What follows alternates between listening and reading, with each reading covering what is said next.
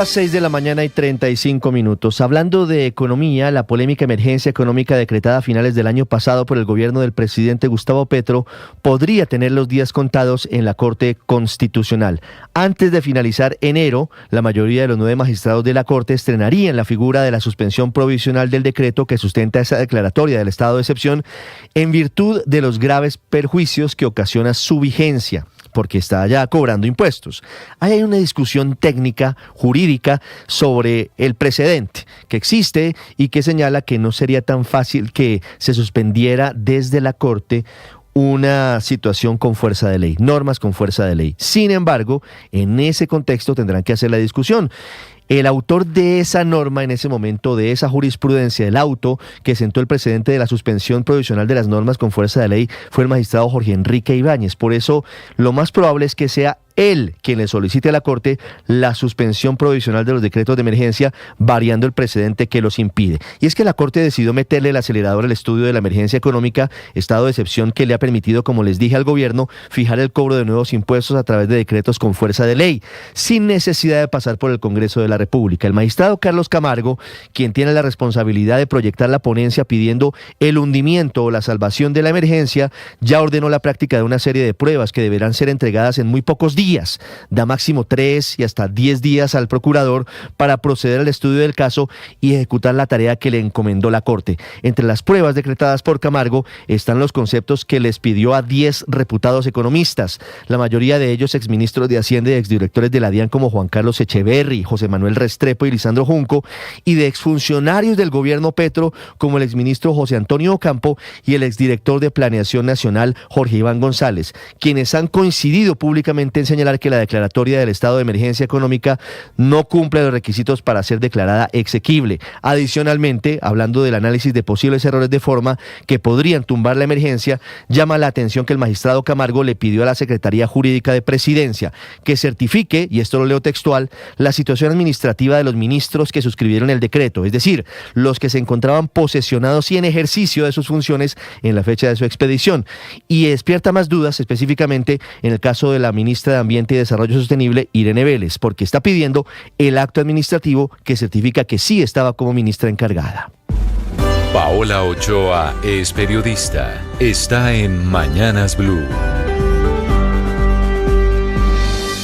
6 de la mañana, 38 minutos. A capa y espada. Así salió anoche el presidente Gustavo Petro a defender en pleno prime time y durante más de 15 minutos sus más recientes decretos económicos. El decreto de la emergencia económica del pasado 22 de diciembre y el decreto con el aumento del salario mínimo del pasado 29 de diciembre. Decretazos que hoy se enfrentan a una lluvia de demandas en las altas cortes y decretazos que golpean ya duramente el bolsillo de los colombianos. En el caso de la emergencia, con mayores impuestos a licores, tabaco, juegos de suerte de azar en línea, compras por internet superiores a los $50, mayores impuestos al patrimonio y otros tantos, y en el caso del salario mínimo ocasionando una cascada de aumentos que ya empezó a sentirse en los casi 70 bienes, servicios y tarifas que siguen todavía indexados. No obstante, el presidente Petro intenta tapar el sol con las manos y salió ayer a defender de un lado el decreto con el aumento del 23.7% del salario mínimo, que recordemos fue un 50% superior a lo que pedían los sindicatos, un 400% por encima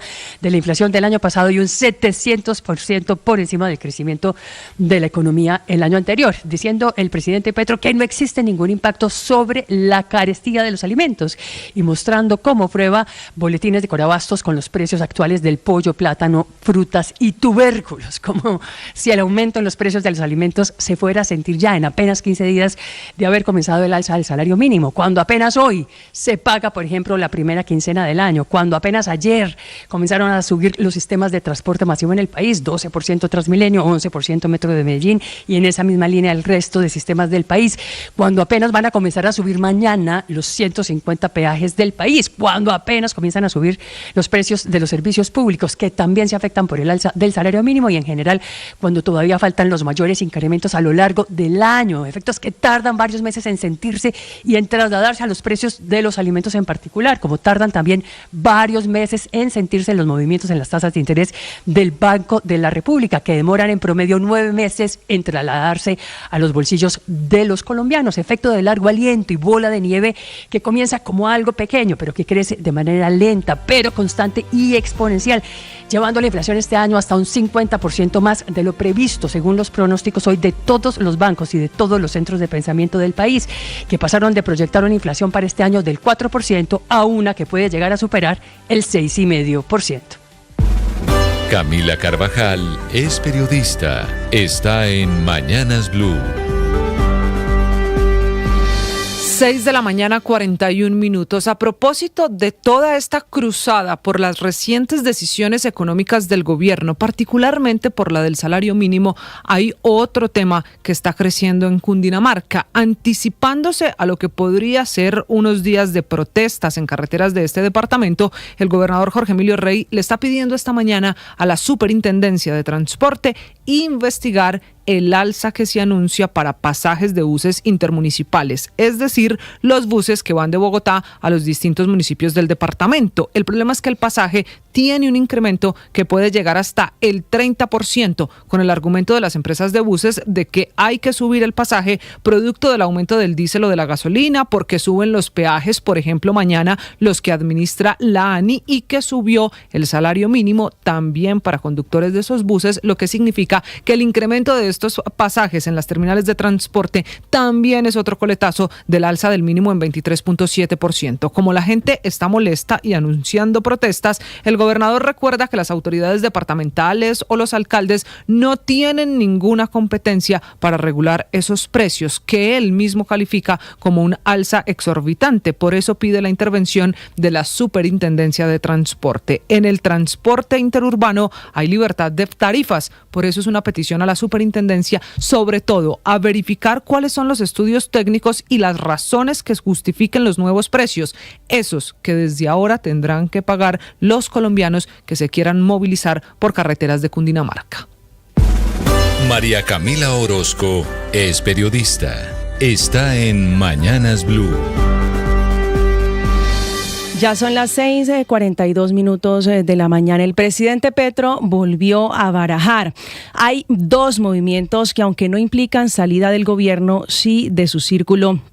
cercano. Después de Angie Rodríguez, que deja el DAPRE para irse al Fondo de Adaptación, el segundo movimiento es el de Jorge Lemus, el ex M19, que deja la Dirección Nacional de Inteligencia para dedicarse exclusivamente a la UIAF. Se va en medio de dos escándalos que tocan la inteligencia del país. Uno, la infiltración de la disidencia de Calarcá, y el otro, el espionaje de Pegasus al ministro de Justicia, y un punto adicional, el fallido intento de traslado de jefes de bandas criminales a cárceles de Barranquilla. Tal vez a eso se refería cuando en su carta de renuncia decía que se iba luego de hacer una reflexión profunda sobre las circunstancias actuales, circunstancias que ahora tendrá que lidiar René Guarín, otro desmovilizado del M19 que fungía como jefe de tecnología de la Casa de Nariño y que es su reemplazo. El otro movimiento es en el Ministerio de la Igualdad, del ministro Juan Carlos Florián, a quien con solo 4 meses en el cargo el presidente Petro le pidió la renuncia. Por ahora no le han ofrecido ningún cargo y su salida tendría que ver, por un lado, con su baja ejecución y por otro, con conversaciones de WhatsApp que involucran al viceministro Dumar Guevara, a Andrea Petro y a Mariluz Herrán, la exesposa del primer mandatario. Chats en los que Guevara las llama, abro comillas, HPs, perras, malparidas, e incluso se opuso a que Florián, el ministro de la Igualdad, las recibiera en su despacho para hablar de uno de los programas que impulsa ese ministerio. Sale por la puerta de atrás Florián después del desgaste en el que hizo incurrir al gobierno nacional, que lo defendió a capa y espada como ministra para justificar una clara violación a la ley de cuotas en el gobierno nacional. Estás escuchando Blue Radio. 1:30.